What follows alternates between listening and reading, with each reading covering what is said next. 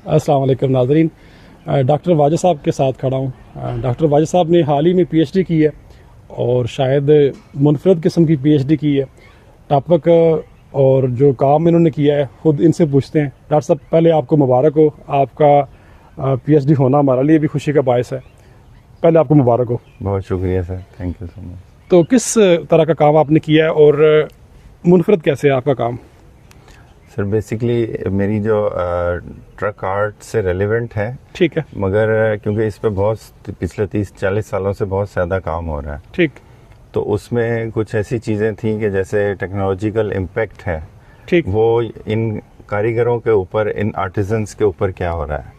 Impact से मुराद क्या है? इम्पैक्ट यानी जो मशीनरी का इस्तेमाल है, डिजिटल टूल्स हैं, जैसे पहले पेंट किया करते थे ट्रकों के ऊपर, तो वो पेंट का काम जो है वो मादूम होता जा रहा है, आहिस्ता आहिस्ता ख़त्म हो रहा है। उसको आपने रिवाइव करने की कोशिश की? उसको रिवाइव नहीं, पहले तो उसके इफ़ेक्ट्स देखें कि कितना ज़्यादा डैमेज हुआ है, या हम कह लें कि असरात इस पर क्या हुए हैं। ठीक है। जिसकी वजह से पहले होता था कि एक उस्ताद है, उसने 15-20 साल लगाए अपने किसी उस्ताद के पास, तो वो शागिर्द एक सीखते सीखते खुद उस्ताद बनता है, एक प्रोसेस से गुजरता है इंटरनी। ठीक है। तो अब वो कल्चर इन टूल्स की वजह से ख़त्म हो गया है, जैसे डिजिटल प्रिंटर आ गया है, लेज़र कटर्स आ गए हैं, और स्टिकर का काम आ गया है। तो वो पेंट का काम कम हो गया है और स्टिकर का काम वो आप एक कमांड देते हैं और वो सारी कटिंग कर देता है, और उसके आप मल्टीपल डिज़ाइन प्रिंट कर लेते हैं। प्रिंट करने के बाद वो आप गाड़ी के ऊपर पेस्ट कर लेते हैं। तो इससे जो है उनकी जो स्किलफुल काम था आर्टिजन्स का, वो ख़त्म हो गया। अच्छा।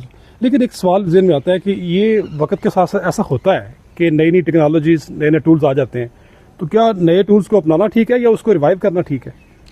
देखिए, इसमें दोनों वैल्यूज़ को लेके चलना बहुत ज़रूरी होता है। ठीक। यानी जो ट्रेडिशनल वैल्यूज़ हैं वो रहनी चाहिए। अब उसमें इन टूल्स की वजह से क्या है कि उसमें एक शिफ्ट आ गया है। अच्छा। कि ये जितने आर्टिजन्स हैं, जो ट्रक आर्टिस्ट हैं, पेंटर्स हैं, ये इन्होंने शिफ्ट किया है होम, जो हमारे आइटम्स है ना, घरों का फर्नीचर हो गया, एसेसरीज हो गई, उनके ऊपर जैसे आपने देखा होगा लोग शर्ट्स बनवा रहे हैं, फिर शूज़ के ऊपर चल पड़ा है, फर्नीचर के ऊपर काम हो रहा है, इंटीरियर के अंदर हो रहा है। तो अब वो जब ये इस तरह की कोई भी अटेम्प्ट होती है, कोई नई चीज़ आती है, ये एक एवोल्यूशनरी प्रोसेस है। ठीक।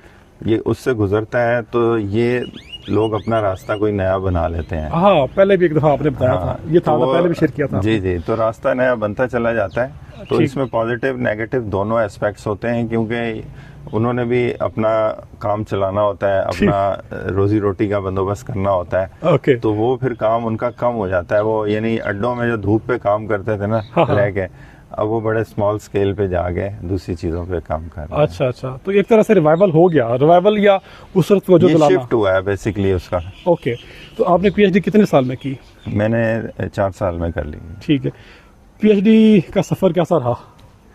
पीएचडी का सफर जैसे आई थिंक होता है सबका, उसी तरह से होता है। मेरा क्योंकि ज्यादा एथनोग्राफिक रिसर्च थी, अच्छा, फील्ड वर्क ज्यादा था, जिसके लिए मुझे ट्रैवल बहुत ज्यादा करना पड़ा। ठीक। तो मैं 2 साल तकरीबन पाकिस्तान के सारे सूबे, सारे इलाके, बहुत सारी, तकरीबन मैंने 40 से ज्यादा शहरों का सफर किया। ठीक है। और कोई 150 से ज्यादा कारीगरों से मिला मुख्तलिफ सूबों में, तो उनको एक्सपीरियंस किया और खुद भी सफर किया। गुड। इंग्लिश वाला भी सफर किया और उर्दू वाला भी, और ट्रक पे भी सफर किया। नहीं, ट्रक पे सफर करना इसलिए जरूरी था ताकि आपको काम की समझ आती है और उसका इजहार आप अच्छे तरीके से कर पाते।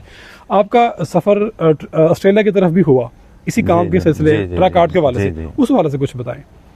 वो एक्चुअली 2006 में कॉमनवेल्थ गेम्स का प्रोजेक्ट था, जिसमें हमें इनवाइट किया गया कि वहाँ पे एक ट्रैम डिज़ाइन करनी है। अच्छा। तो वो किस तरीके से की जाए, तो उसको हमने फिर ऐसे डिज़ाइन किया कि कराची के अंदर जैसे मिनी बसेस चलती हैं तो वो बड़ी डेकोरेटेड होती हैं, उनको अच्छे तरीके से सजाया जाता है। तो वहाँ की जो सबसे पॉपुलर बस थी, या जिसको कहने वेरी वेल डेकोरेटेड जो ट्रांसपोर्ट है, उसमें W11 एक बस है, नंबर होते हैं जैसे बसेस के ना। अच्छा। तो फिर डिसाइड किया गया कि जैसे ये बस यहाँ पे बनाई जाती है, ऐसे ही उस ट्रैम को ऑस्ट्रेलिया में डेकोरेट किया जाए। ठीक। तो वो 2 माह का प्रोजेक्ट था। फिर उसके बाद 2 माह हम ऑस्ट्रेलिया चले गए। पूरी टीम थी मेरे साथ डेकोरेटर्स की, जिन्होंने ये काम किया। ठीक। तो फिर उस प्रोजेक्ट को हमने यही टाइटल दिया कि W11, ठीक, या W11 जैसे हम अपनी लोकल जुबान में कहते हैं, Karachi to Melbourne.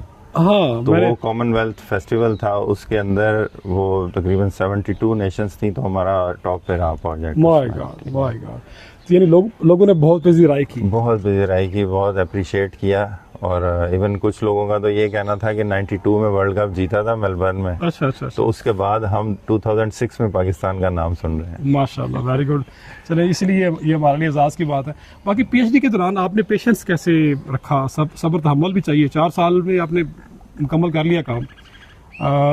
Sense of achievement के बारे से कुछ बताएं, जब आपने अचीव कर लिया, इट्स काइंड ऑफ माइलस्टोन ना इन लाइफ। जी बिल्कुल, खुशी होती है, मगर आई थिंक जिम्मेदारी भी बढ़ जाती है।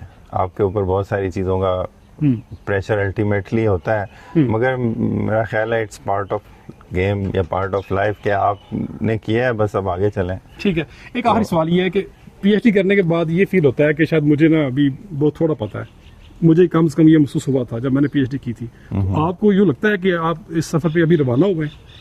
ऐसे ही है बिल्कुल, ये तो बेसिकली स्टार्टिंग होती है और एक्चुअली काम तो पीएचडी के बाद शुरू होता है। ठीक है, चलिए, बहुत शुक्रिया, आप टाइम दिया और आप क्लास पढ़ा रहे थे, बहुत शुक्रिया, थैंक यू सो मच। अस्सलाम वालेकुम।